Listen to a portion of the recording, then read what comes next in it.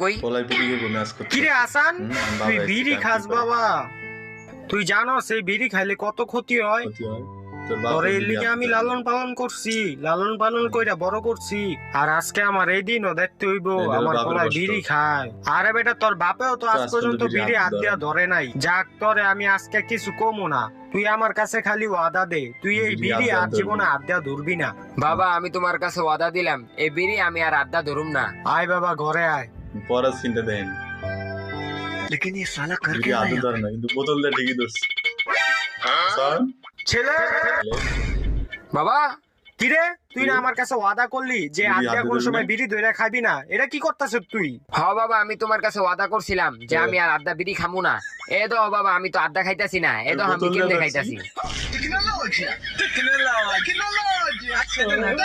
কিন্তু পোলার টেকনিক। ভিডিওটি ভালো লাগলে